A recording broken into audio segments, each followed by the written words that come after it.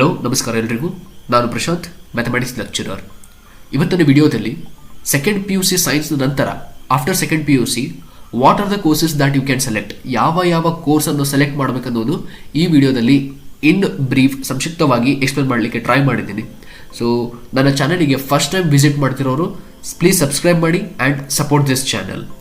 So without much delay will start with the presentation. Second P U C science ನಂತರ so we have various combinations.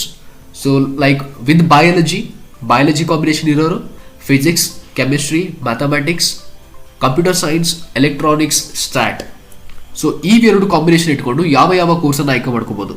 So directly second P U C science ನಂತರ even you can have some diploma programmes. ಅವು ಏನಂತ ಮುಂದೆ explain ಮಾಡಿದ್ದೀನಿ.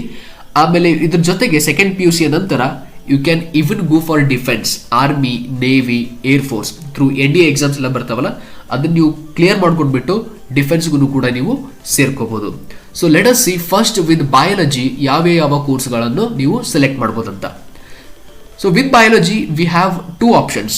ಒಂದು NEET exam ಅಥವಾ CET exam ಬರೆಯೋರು, ಇನ್ನೊಂದು ನೀಟ್ ಅಥವಾ CET ಬರೆದೇ ಇರೋರು.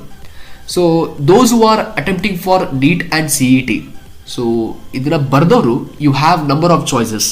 ಲೈಕ್ ಮೆಡಿಕಲ್ ಫೀಲ್ಡಿಗೆ ಹೋದಾಗ MBBS, BAMS, BHMS, BUMS, BDS, BVS, C and AH ಅಂದರೆ ವೆಟರ್ನರಿ ಸೈನ್ಸಸ್ ಮತ್ತು animal husbandry, BNYS, BPT, BSc agri, BSc nursing, BSc DT, B pharm, ಇವೆಲ್ಲ ಕೋರ್ಸಸ್ ಅನ್ನು ನೀವು ಆಯ್ಕೆ ಮಾಡಬಹುದು. ಅದರಲ್ಲಿ ಮುಖ್ಯವಾಗಿ MBBS ಅಂತ ಬಂದಾಗ ಇದು 5.5 ವರ್ಷ ಅಥವಾ 6 ವರ್ಷ ನೀವು ಕೋರ್ಸ್ ಅಂತ ಅನ್ಕೋಬಹುದು. So 4.5 years will be academic teaching ಅಥವಾ ಅಕಾಡೆಮಿಕ್ ಎಜುಕೇಶನ್. ಆಮೇಲೆ 1 year ಕಂಪ್ಲೀಟ್ಲಿ ನಿಮ್ಮ ಇಂಟರ್ನ್ಶಿಪ್ ಮೇಲೆ ಇರ್ತದೆ. ಸೊ ಇಲ್ಲಿ MBBS, BAMS, BHMS ಇವೆಲ್ಲ ಕೋರ್ಸಸ್ 5.5 years, ಆಲ್ಮೋಸ್ಟ್ 6 years ಅಂತ ಅನ್ಕೋಬಹುದು.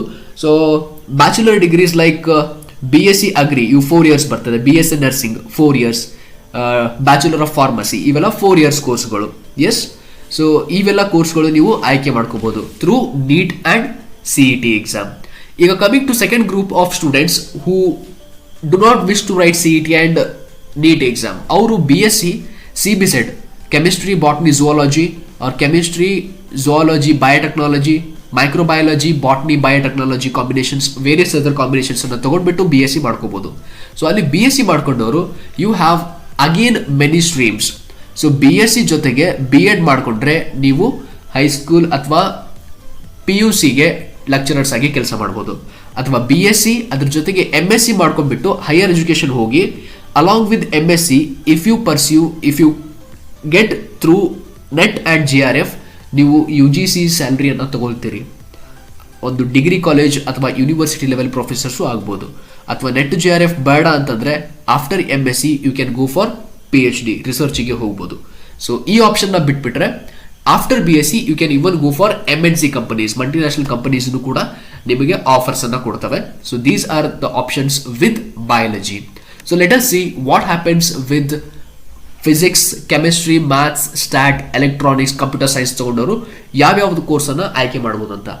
So when it comes for this, so you can go for engineering courses, BCA, BBA, BA, MA, BSc, integrated MSc ಅಂತಂದ್ರೆ as soon as your PUC, BSc plus MSc together takes you for 5 year courses ಅದನ್ನು ಕೂಡ ನೀವು select ಮಾಡ್ಕೋಬಹುದು. So ಈಗ mainly engineering courses ಬಂದಾಗ so ಅಲ್ಲಿ JEE, JEE ಮತ್ತೆ CET exams ಅನ್ನು ನೀವು ಬರೀಬೇಕಾಗ್ತದೆ. ಇಂಜಿನಿಯರಿಂಗ್ ಕೋರ್ಸ್ ಬಂದಾಗ JEE ಮತ್ತೆ CET ಎಕ್ಸಾಮ್ಸ್ ಬರೀಲೇಬೇಕು. ಅದ್ರ ಮೇಲೆ you can either go for BE, BTech ಅಥವಾ BArch, ಆರ್ಕಿಟೆಕ್ಚರ್ನು ಕೂಡ ಸೆಲೆಕ್ಟ್ ಮಾಡ್ಕೋಬಹುದು. So when it comes for BE and BTech, what are the courses?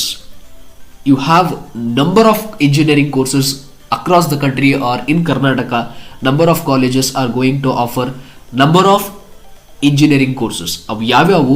Aeronautical engineering, civil engineering, computer science engineering, biotechnology, E&E, E&C, petroleum engineering, chemical engineering, ಹಾಗಂತ ಸುಮಾರು ಕೋರ್ಸಸ್ಗಳಿವೆ.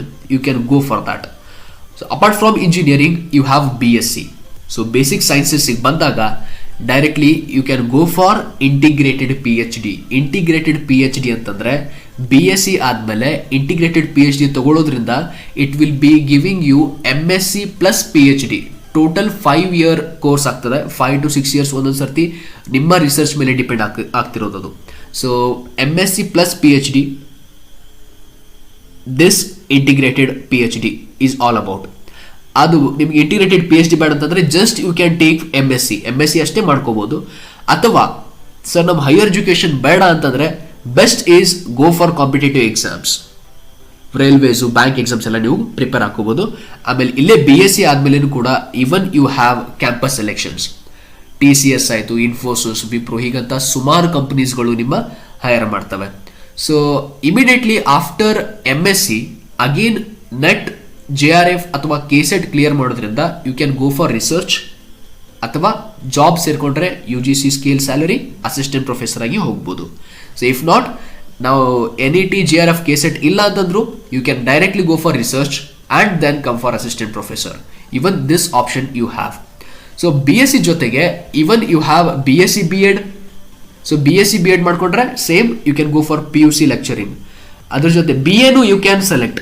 So science ಮಾಡಿ students BAನು offer ಮಾಡ್ಕೋಬಹುದು, ಆಮೇಲೆ BCom ಕೂಡ ನೀವು select ಮಾಡ್ಕೋಬಹುದು. So BA ಮತ್ತು B.Ed ಜೊತೆಗೆ PUC ಲೆಕ್ಚರರ್ಸ್ ಆಗಿ ವರ್ಕ್ ಮಾಡ್ತೀರಿ.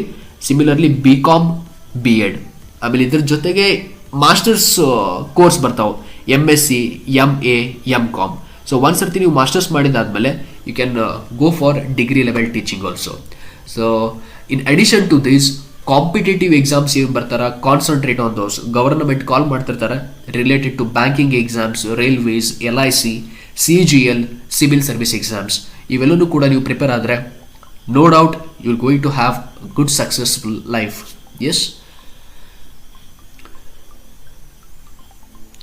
Well, apart from these various diploma courses after 12th science, diploma courses kuda idave.